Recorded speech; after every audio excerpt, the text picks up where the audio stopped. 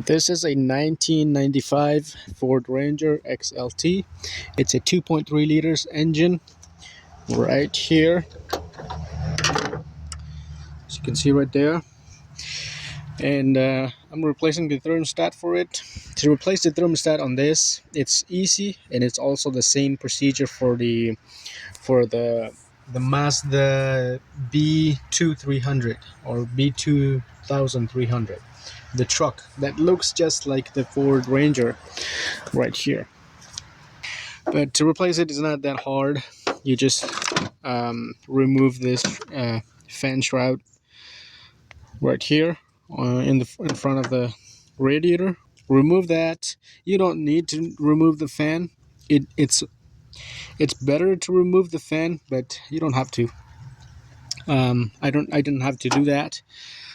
I just had to disconnect this this connector right here, which goes to the temperature sensor, and then two bolts that hold this housing into on the block right here, right there. It's just two bolts, that's all. And if your truck has AC, so you'll have an AC compressor right here, and you'll have a tube that goes in front of here. So just try to work around that, and if you need to take this off, you can take it off. The way you take it off is by removing the bolts that hold it to the pulley right down here. What I use on it, these are 10 millimeters, and I use a wrench on it, and then I use a screwdriver to hold it so that it doesn't turn when I remove the bolts.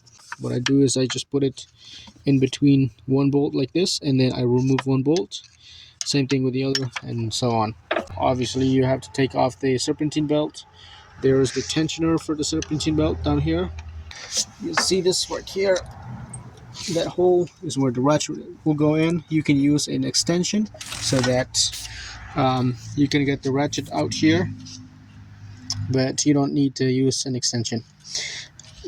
I mean, you can use an extension from there to out here. You can put the ratchet on it and then pry on it, and that's about it.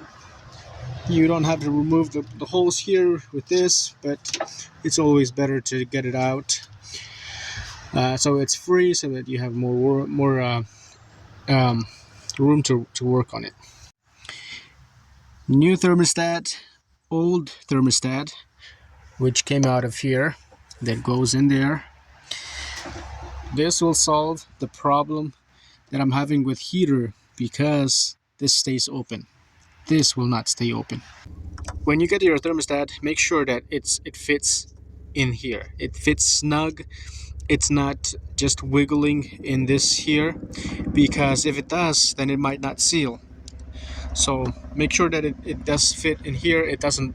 Make sure that it just doesn't fall out when you put this in here, when you install the housing on the block, because if it does just fall out, then you might not get a good seal in here, and your heater might not work, or it might not get up to temperature properly or at all. Thermostat is installed right there, and the only thing to install is this right here. That's it. This is not a difficult thermostat to replace. To add in freeze in the radiator, once you're done with the thermostat, you'll need a kit like this. They sell it at O'Reilly. This is the part number from Lissel. If you don't purge the air out of the system, it will overheat, and your heater is not going to work. It's not going to, because it will have air bubbles in it.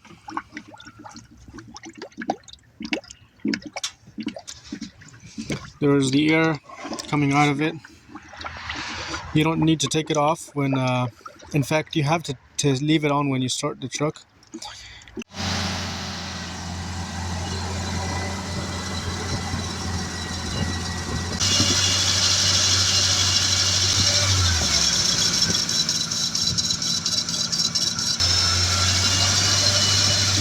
You see the air bubble come out? I'm just going to let it run like this. I'm going to put a heater on to make sure that the heater works, and also so that the fan is working.